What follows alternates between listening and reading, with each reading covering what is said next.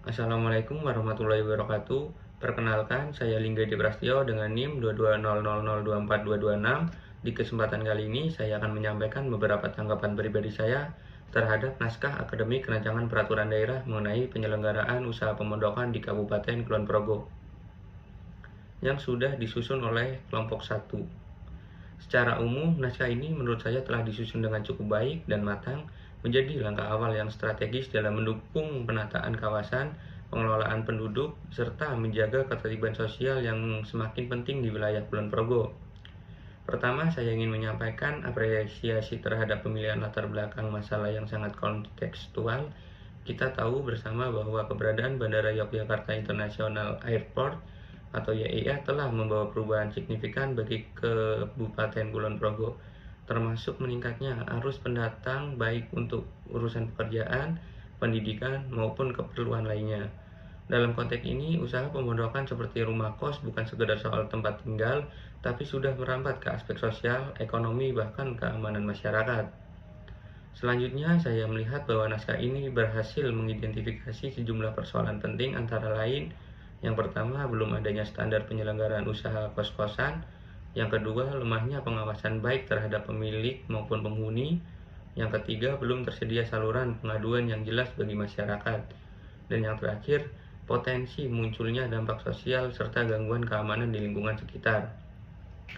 Tujuan dari penyusunan naskah ini pun cukup baik, jelas, terarah, mulai dari landasan teoritis hingga langkah-langkah konkret penyusunan materi muatan perda. Itu semua menjadi nilai plus tersendiri. Dari sisi pendekatan, saya melihat adanya keseimbangan antara teori dan data lapangan. Penulis menjabarkan dasar hukum kewenangan daerah berdasarkan Undang-Undang Nomor 23 Tahun 2014 yang mempertegas pentingnya peran pemerintah daerah dalam menjamin ketersediaan hunian layak. Di sisi lain, fakta-fakta empiris juga disajikan dengan cukup kuat, seperti maraknya kos-kosan ilegal dan perubahan relasi sosial antara pemilik dan penghuni yang kini cenderung transaksional. Hal ini menunjukkan adanya pemahaman yang baik antara teori dan kenyataan sosial yang terjadi. Satu hal yang cukup menonjol menurut saya adalah bagian evaluasi regulasi.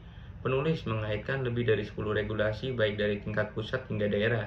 Misalnya Undang-Undang 1945, Undang-Undang Bangunan Gedung, Undang-Undang Penataan Ruang, hingga Perda Kabupaten Kulon Progo tentang penyelenggaraan bangunan. Ini menunjukkan bahwa penyusunan benar-benar memperhatikan kesesuaian secara vertikal dan horizontal dengan sistem hukum yang berlaku. Dari sisi landasan, ketiga aspek filosofis, sosiologis, dan yuridis juga dijelaskan dengan cukup kuat. Dari segi filosofis, nilai-nilai Pancasila seperti keadilan sosial dan kemanusiaan sangat ditekankan. Secara sosiologis, penulisan menyoroti dampak sosial rumah kos yang tidak terata, misalnya muncul konflik sosial, gangguan norma, hingga risiko pergaulan bebas. Sedangkan secara yuridis, naskah ini mengacu pada berbagai peraturan yang relevan, yang tentu saja memperkuat legitimasi pengusulan perda ini. Saya juga melihat bahwa ruang lingkup pengaturan dalam naskah ini cukup lengkap, mulai dari definisi istilah, ketentuan, izin, kewajiban, dan hak pelaku usaha serta penghuni, hingga peran masyarakat dan aparat lingkungan dalam pengawasan, bahkan sudah menyantumkan mekanisme sanksi administratif. Ini menunjukkan bahwa kajian ini tidak hanya normatif, tetapi juga telah menyentuh teknis pelaksanaan di lapangan. Namun saya juga memiliki beberapa catatan kecil sebagai bentuk masukan konstruktif. Yang pertama, akan lebih baik jika naskah ini dilengkapi dengan studi perbandingan dari daerah lain seperti Sleman atau Kota Yogyakarta yang mungkin sudah terlebih dahulu menerapkan perda serupa. Ini bisa membantu memperkuat argumentasi kebijakan dan efektivitas pengaturan. Yang kedua, aspek perlindungan sosial terhadap penghuni rentan seperti perempuan, mahasiswa baru, atau anak di bawah umur sebaiknya juga dipertimbangkan dan dijelaskan lebih eksplisit dalam naskah ini. Yang ketiga, terakhir, mekanisme pengawasan masih perlu dijabarkan secara lebih rinci. Siapa yang bertanggung jawab, bagaimana sistem pelaporan, dan bagaimana pelibatan RT, RW, Satpol PP, atau perangkat desa dalam pengawasan usaha pemondokan. Sebagai penutup, saya ingin mengapresiasi kerja keras tim penyusun yang telah menyusun naskah ini secara sistematis, ilmiah, dan sesuai dengan konteks kebutuhan daerah.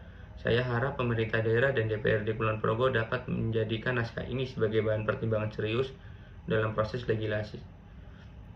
sehingga perda yang dihasilkan benar-benar berpihak pada masyarakat dan mampu menciptakan ketertiban serta berkelanjutan pembangunan daerah. Terima kasih atas perhatiannya. Wassalamualaikum warahmatullahi wabarakatuh.